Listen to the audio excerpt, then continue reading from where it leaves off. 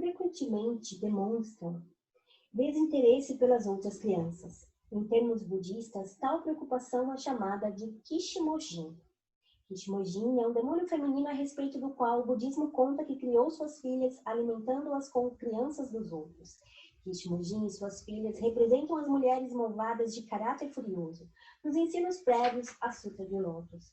Essa natureza é tão profundamente enraizada na mãe que ela poderá matar outras crianças e a segurança da sua própria criança estiver ameaçada.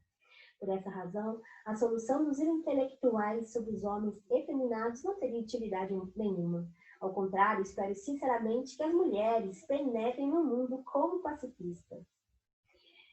É interessante porque o presidente Queda, né, Dr. Dassete Queda, presidente da SGI Internacional, ele vem de uma sociedade em que até bem pouco tempo as mulheres caminhavam atrás dos homens. Porém, o budismo que ele defende é extremamente vanguardista desde o Buda fundador, Nichiren Daishonin, porque mesmo nascido lá no Japão feudal, no século XIII, o budismo era totalmente aberto a todas as mulheres com a mesma importância ao lado dos homens, né? Independente do que acontecia na sociedade, o Buda via suas discípulas com o mesmo grau de importância como os homens, né? E assim foi o presidente Kiba na Sukadakai da mesma maneira. E ele escreveu esse livro, né, na década de 40, no momento em que ainda a sociedade japonesa era extremamente separatista, né, no caso em relação às mulheres, de não dar a mesma devida importância. Eu costumo dizer que as mulheres só não estão no seu lugar de direito, né, no mundo, porque estão ocupadas demais arrumando o cabelo, arrumando a maquiagem, e acaba que nunca está pronta para a ocasião. Nesse trecho também, ele fala desse momento que as mulheres se dedicam, né? Ele fala assim, é até interessante repetir. Por que uma unidade veio repetindo as guerras no decorrer do tempo quando há um número esmagador de pacifistas no mundo? Ele está se referindo às mulheres, né? E aí ele responde, é unicamente pela existência de um simples egoísmo. No lar, as mulheres mostram inteira devoção em relação à sua própria família, mas uma vez que penetram na sociedade, frequentemente demonstram desinteresse pelas outras crianças. É interessante que eu estava com as minhas duas pequenas e quando eu li isso, bateu bastante forte, porque eu já tinha começado a sentir uma certa estranheza em relação às outras crianças, né? Eu já tinha percebido isso, e aí quando eu li isso, eu falei, opa, vamos arrumar essa rota, né? Porque eu sempre fui uma pessoa que gostei muito de criança, e tinha muita facilidade, empatia com a criançada, e de repente eu me vi só na defender os meus, né? E às vezes até com um olhar meio torto para outras crianças. Então, quando eu li, opa, né? E foi muito interessante, foi realmente interessante, porque se eu não tivesse lido esse trecho, eu teria entrado na competição que eu vejo hoje, desde aquela época, né, que eu me tornei mãe. Aquela competição, não sei se é meio velada ou é escancarada, mas dá a entender que tem uma competição de melhor mãe, a melhor educadora, que os meus filhos são os melhores, entendeu? Então, eu já voltei pro eixo humanista, assim que eu li esse trecho. E eu realmente espero que todas as pessoas que tenham contato com essa obra do Dr. Dassete Queda tomem também uma nova vertente na vida. Eu vou dar mais um prosseguimento, lendo mais um capítulo. Ser antes um ser humano e então uma esposa e mãe. O título já remete, né? Que a gente só vai ser uma esposa melhor, uma mãe melhor, se a gente for, antes de tudo, um ser humano melhor. Uma Uma mulher deve experimentar duas espécies de parto em toda a sua vida. O parto físico de seu filho, que a torna mãe, e a outra espécie de parto que a torna um ser humano no mais profundo sentido. O primeiro é experimentado pela maior parte das mulheres. Entretanto, quase toda mulher compreende um parto espiritual quando o mundo em torno de si intensifica-se em confusão. O trecho acima citado é a última passagem de uma novela escrita por Yuzo Yamamoto, na qual a heroína Masako desperta espiritualmente após sofrer a separação de seu filho. Ela se resigna ao fato de que estava no direito do seu filho partir por si mesmo e viver independentemente dela.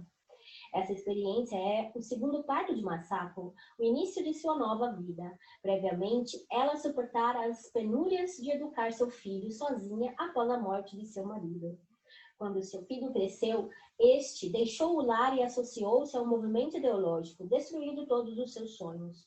Totalmente só, ela chegou a compreender que era uma mulher solitária. Embora tivesse se sentido sempre só, ela se tornara então plenamente consciente disso.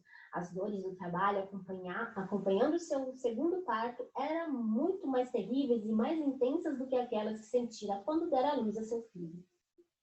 Imaginem quantas mulheres hoje, como Masako, não passaram por tal experiência. Embora muitos afirmem que as mulheres tornaram-se tão fortes quanto um par de meias nos anos recentes, elas ainda necessitam desenvolverem-se como seres humanos. As mulheres devem abrir as janelas de seus lares para a sociedade. Elas devem deixar de ver o mundo através dos olhos de seus maridos. Ninguém pode ver realmente o mundo através das experiências dos outros. As mulheres devem despertar para a compreensão de que, como mães, são importantes membros da sociedade. De outra forma, elas não poderão ser capazes de atingir a felicidade como mães. Me toca, sabe por quê? Porque eu vivi esses 15 anos devotada à minha família. Me dediquei profundamente à minha família, à criação dos meus filhos. E hoje eu sinto um chamado de me devotar para a sociedade. Por isso que eu resolvi fazer essa leitura. Fazia 15 anos que eu não li esse livro. Estou relendo junto aqui agora. Então, está fazendo muito mais sentido esse chamado que eu sinto de contribuir, de fazer um papel social, uma coisa que eu não estava fazendo, né? Eu estava me dedicando exclusivamente para minha família. E hoje, com a decisão de mostrar a cara no YouTube, de virar youtuber, como eu brinquei, no auge dos 43 anos, é muito, além de mim, não é para mim, não é para eu me exibir na internet, é para que eu possa levar a mensagem que tanto influenciou a minha vida, que fez diferença para mim, para outras pessoas, para que possam iluminar o caminho também de outras pessoas.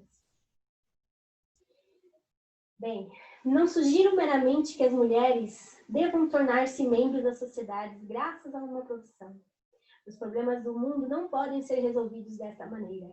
O que quero dizer é que as donas de casa não devem estar contentes em ser meras consumidoras. Consumidoras de produtos de internet, no meu caso, porque faz 2, 3 anos que eu acompanho as pessoas lendo livros que tocaram e que transformaram a vida delas, entendeu? E transmitindo conhecimento que fizeram delas seres humanos melhores. Então, está sendo incrível ler isso no momento em que eu estou fazendo isso. A vida é criação contínua. O consumo utilizado para alimentar a criatividade não seria a própria produção? Deste ponto de vista, a economia do lar não deve terminar no consumo, mas antes tornar-se função vital para um propósito criativo. A dona de casa torna-se então um produtor para um produtor. Em outras palavras, deve ser a missão das mulheres sublinhar seu instinto animal de dar nascimento e desenvolver o instinto natural de produzir vitalidade para a sociedade.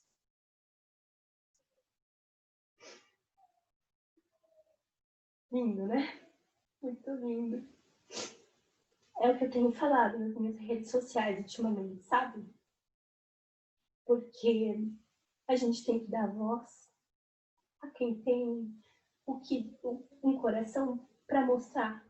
Porque enquanto a gente se esconde na nossa casa, com nossa família, com todo o amor que está envolvido, que nos envolve, muita gente não tem o mesmo.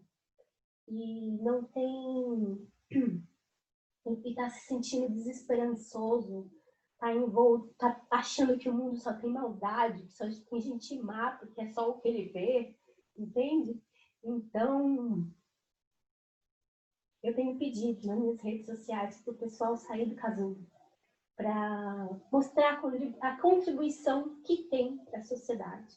De verdade. E eu lendo isso, eu vejo que é o apelo também do presidente Lula. É muito lindo.